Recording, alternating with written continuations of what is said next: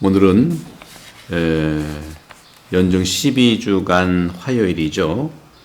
마태복음 7장 6절 그리고 12절에서 14절의 말씀이죠. 제자들은 이렇게 말씀하셨는데 6절을 보시면 거룩한 것을 개들에게 주지 말고 너희의 진주를 돼지들 앞에 던지지 마라. 그것들이 발로 그것을 짓밟고 돌아서서 너희를 물어뜯을지도 모른다. 거룩한 것이 무엇이고 진주가 뭘까요? 이 거룩한 것이라고 하는 그것은 사실 음식을 얘기하죠. 음식을 여기 이제 우리가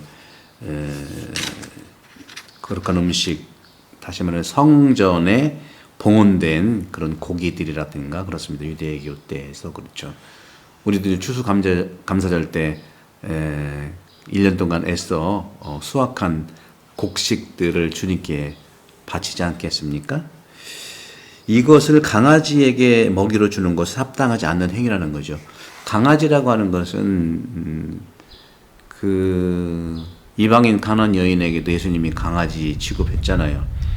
그러니까 이방인들을 강아지라고 이제 유대 복음에서는 그렇게 유대인과 또 예수님은 그렇게 얘기를 하는데 결국은 이것은 뭐를 얘기하냐면 이방인들이나 우리 그리스도교를 이해하지 못하는 사람들한테 단도직입적으로 말씀을 드리죠. 성체성사 음식을 성체성사를 나눠주는 것은 합당하지 않은 행위다. 오히려 그걸로 공격을 받을 것이다. 실제로 로마 시대 때도요. 로마인들이 그리스도교를 박해한 것 중에 하나도 이 그리스도인들은 서로 살과 피를 나눠 먹는 식인종이라고 오해했거든요. 이런 것처럼 그 말씀한 것처럼 거룩한 것을 개들한테 주는 것이 아니라는 것이고 이것은 역사와 경험의 산물이죠.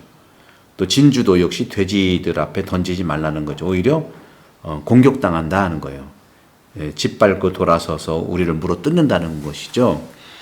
그런 점에서 이 요점은요. 너희들이 만일 다른 사람들에게 부적절하게 행동하면 너도 그 상응하는 반응을 받는다는 겁니다. 어제 복음과 유사해요. 심판하지 마라. 그럼 심판 받는다는 겁니다. 그런 것처럼 세례받지 않은 사람들이 성체성사에 참여하는 것을 금지하게 된 것도 디다케의 9장 5절에 나오는 것이 바로 그런 이유입니다. 율법이 비유다인들에게서 멀리 해야 한다는 것이 바로 그 안에 랍비라고 하는 유대의 선생들의 병행구에서 남아있는 것들을 통해서 말씀하고 있는 것을 느끼는 거죠. 그런 점에서 여러분들 하지만 요즘에는 그렇기 때문에 그리스도교 천주교는 구약까지 치면은 거의 3000년 된 종교이기 때문에 몇 개월에서 이해가 전체 된다는 것이 참 힘들어요. 그러니까 세례식 준비는 최소한 6개월을 해야 되는데 그것은 입문이고요. 최소한이고 그리고 이제 계속 그 신앙생활을 하면서 우리가 이해할 수 있는데 저는 제가 사목 경험을 해보니까 세례 받은 다음에 체계적인 말씀 공부를 우선 해야 될 필요가 있다고 생각합니다. 그런 점에서 저도 우리 본당에 세례식이 이제 9월 초에 있는데 그것을 마친 다음에는 말씀을 중심으로 이렇게 체계적으로 공부하는 그런 사목을 좀 펼칠까 생각을 하고 있고 그런 점에서 다음 주에 루카복음이 나오는데요. 책이 루카복음을 중심으로 해서 아마 시작을 할까 하는데 그것은 일단 예비자들한테도 해당되는 그룹 성경으로 해 나갈 건데 그런 점에서 우리가 이렇게 오해가 되지 않아야 된다면은 말씀을 우리가 기본적인 체계성을 통해서 주님을 만나야 되는 것이거든요. 그럴 때 이 성전이 완성되는 겁니다. 특히 봉사하시는 분들이 소공동체도 그렇고요, 각 단체도 그렇고요, 이 말씀을 가까이 대해서 말씀을 이해하고 예수님을 만난다는 건데 그러면 당연히 둘이나 셋이 모인 곳에 예수님이 계시기 때문에 훨씬 더 발전하고 복음화됩니다. 그러면 교회다운 교회가 되는 거예요. 어렵습니다, 힘듭니다 때문에 우리가 이렇게 말 그대로 오늘 복음에 나온 것처럼 거룩한 것들과 이 진주들이 어떻게 밟히고 그것 오해에 대해서 우리 공격당하는 꼴이 정말 되는 거거든요. 특히 전래 제대를 중심으로 하는 많은 봉사자들의 오해가 그런 것 중에 하나입니다. 그래서 저는 여러분들과 함께 이렇게 하면서 이제 오늘 12절에서 14절은 참으로 예수님께서 이 율법과 예언서의 정신을 말씀하고 계시잖아요. 그죠?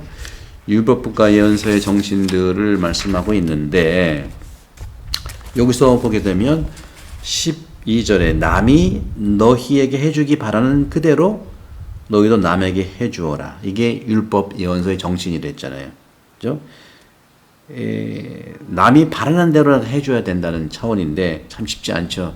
남이 바라는 것이 과연 또 하느님의 뜻일 수 있을까 하는 것인데 그러면서 이어서 13절에 너희는 좁은 문으로 들어가라.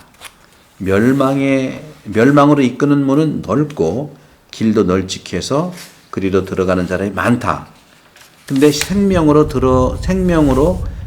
이끄는 문은 얼마나 좁고 또 그 길은 얼마나 비좁은지 그리로 찾는 이들은 적다. 사랑하는 형제자매 여러분, 이 복음 말씀에서 말씀을 하신 것처럼 말씀을 만나고 이해한다는 것 자체가 말씀을 만나는 게 좁은 문으로 들어가는 거예요.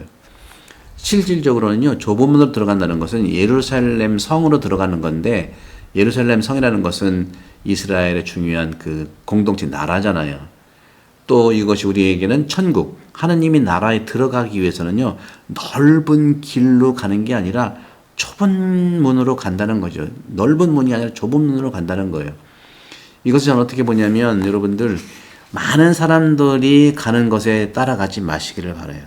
참고는 하시고 그러니까 우리는 기도도 그렇고 많은 경우에 물론 교회에서 그런 부분들을 체계적으로 안내를 좀 하고는 있습니다만은 더 필요한 부분이죠. 그러니까 우리 교들 사이에서 퍼지고 있는 기도 방법 좋은 건데 바로 말씀과 교회의 기도 방법 그 방법이 우선이 된다면 우리 교우들이 많이 기도하는 그 부분들은 당연히 우리가 할 수 있는 그런 능력이 있는 거거든요. 그런 점에서 저는 말씀을 드립니다. 말씀을 중심으로 초보문으로 들어가시기를. 그렇게 봤을 때 여기서 나오는 너희에게 해주기 바라는 모든 것을 그대로 너는 그들에게 해주어라.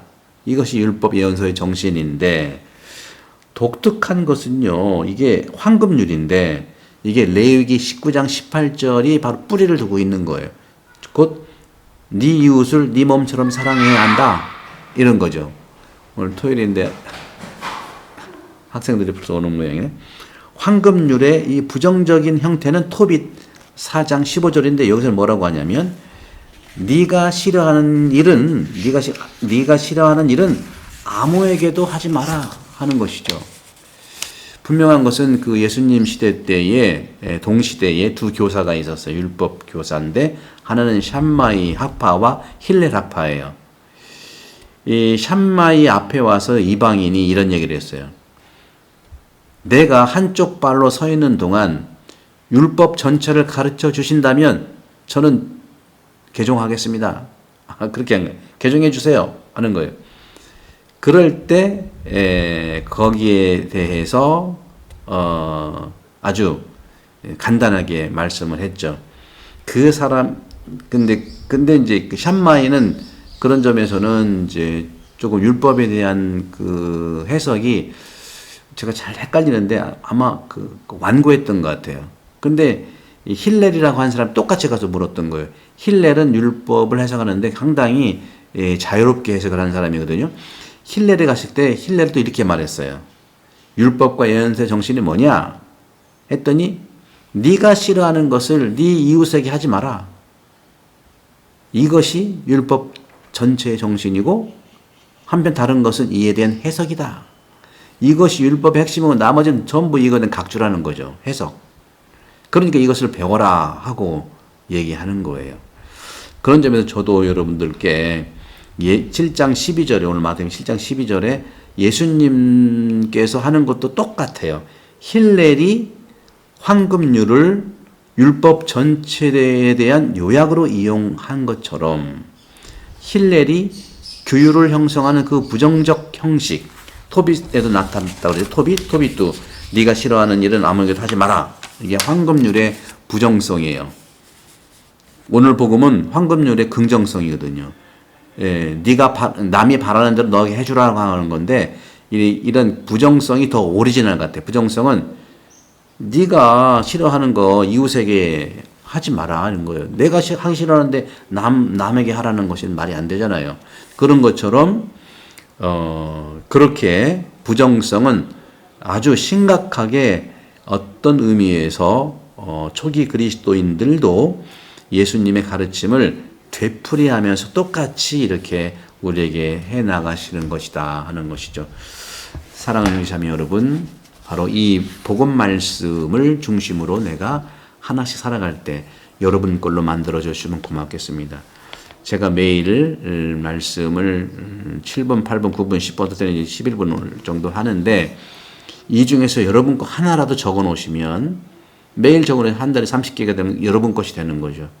이러한 그 해석과 나눔은 제 거잖아요. 그죠? 제가 잘났다는 게 아니라 제 거기 때문에 저 안에 있는 건데 여러분 듣는 것도 중요하지만 들을 때는요 좋지만 남을 게 있어야 되잖아요. 그래서 듣는 것 중에 하나라도 적어 놓으시면 매일 적어 놓으시면 한 달에 30개, 1년에 300개 이상이 되는 거죠.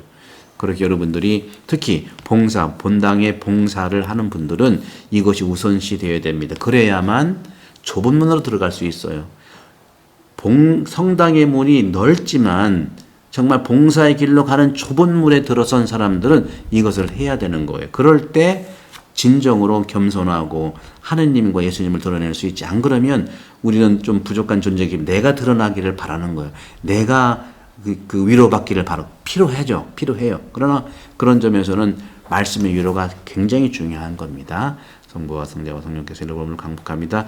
오늘 복음 말씀이 중요한 황금률이 복음의 황금률, 즉 예언서와 율법의 정신인데 이 영상을 많이 좀 공유해 주시면 고맙겠어요. 여러분 친구들한테 공유해 특히 함께 성당에서 또 봉사활동을 잘 하시는 분들께 나눠주시면 감사하겠습니다. 감사합니다. 성부와 성자와 성령께서는 여러분을 강복합니다. 그리고 제가 만드는 카페인데 여기 저기 커피도 제가 다 갖다 놨어요. 저 커피도 갖다 놓고 여러분들 지금 생각은 이 카페를 8월에 이제 오픈할까 하는데 7월 달 중에도 여러분들 궁금하시면 오셔도 괜찮습니다. 저는 이곳에 있을 거예요. 저하고 대화하고 싶은 분 앞으로 상설교회라든가 기도 상담도 이곳에서 할 거예요. 너무 바람도 좋고 너무 좋아요. 한번 보여드릴까요? 저긴 성모님, 우리 수연님이 이렇게 장식해 주셨어요. 이렇게 밖에도 다 보이죠? 너무 좋죠. 네, 감사합니다.